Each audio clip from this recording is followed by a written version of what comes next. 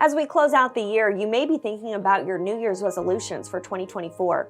A recent national survey found 4 of the 5 top resolutions are improved fitness, mental health, diet, and losing weight.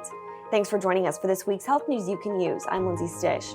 This week, we're talking about how mental health can play a big role in setting yourself up for success when it comes to making healthy lifestyle changes. With me today is Dr. Markey, a licensed psychologist with St. Luke's Health System. Thank you so much for joining us. Thanks for having me. So first of all, Dr. Markey, how can weight impact mental health or emotional wellness and vice versa? Great question. In my role as a health psychologist, I specialize in that overlap between physical health and mental health. I think we all know that things like our mood and emotions can impact our health behaviors, like having a stressful day and then coming home and finding ourselves looking through the pantry for some comfort food. Also, we know that the relationship goes the other direction as well. So health behaviors can influence our mental health. For example, that really positive feeling we get after having a good workout. In my role with the bariatric team, I primarily work with patients who are preparing for and recovering from a weight loss surgery.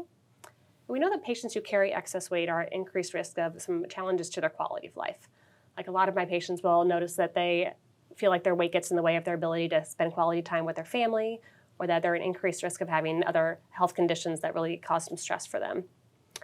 Luckily, we know that as people work on improving and increasing their health behaviors, and they access additional resources like surgery or medications, that those things can really have a positive impact on both their health and their quality of life. Okay, so as we set our New Year's resolutions, what are your top tips or strategies for developing those good habits? I think New Year's can be a great time to set new goals. It's a time we're establishing new routines after a busy holiday season. We're also planning it for the year ahead. I usually encourage people to start from a place of self-compassion. If we can really truly believe we are enough the way we are right now, that helps us focus on growth goals. So goals that are focused on our values, that feel meaningful to us, can be important. Once we've set those goals, we really want to focus on the system, bring attention to the ways that we're going to support those goals. And we know that systems that are most effective tend to be ones that are specific, achievable, and measurable. So for example, instead of setting a goal of I'd like to be healthier this next year, we might set a goal of I'd like to walk 1,000 more steps per day, and then use things like a step counter to help track this progress. On the note of step counters, so trackers or self-monitoring of our behaviors tends to be a really powerful tool to help us keep an eye on and then make changes to our behaviors. So I always recommend that to my patients that we track those behaviors in some ways. There's lots of great habit change apps that are available, or the old school just writing in a notebook can be a great strategy too. Yeah, okay, lots of great tips. Now, the survey also found that the average resolution lasts only 3 months or less.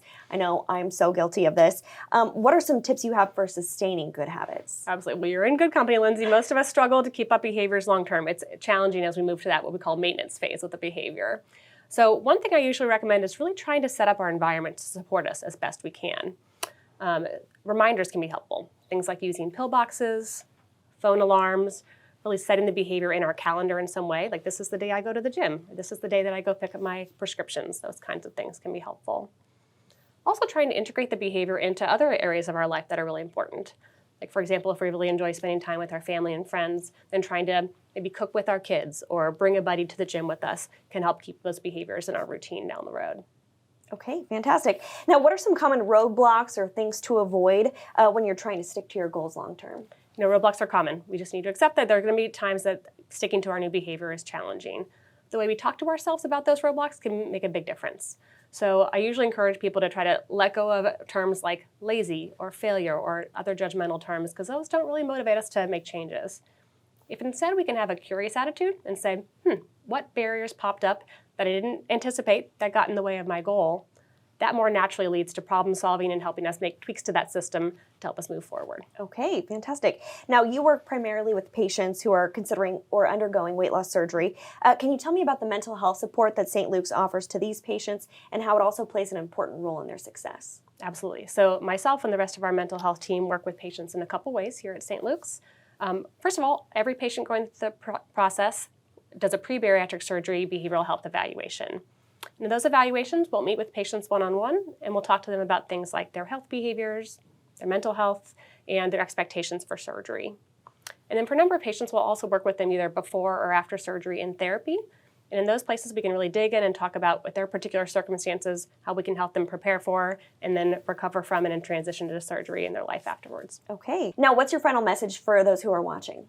I'd say that just managing physical and mental health really involves systems. As we think about making tweaks to our systems, remember that behavioral health providers are experts in that area, and we're happy to be a support as people are working on making these changes in their lives. Well, thank you so much again for joining us. Absolutely. If you're interested in learning more about St. Luke's Center for Surgical Weight Loss and the support offered, visit stlukeskc.org/weight loss. You can also stay up to date with all the latest health news and stories from St. Luke's at stlukeskc.org/news. Thanks again for watching. We'll see you next time on Health News You Can Use.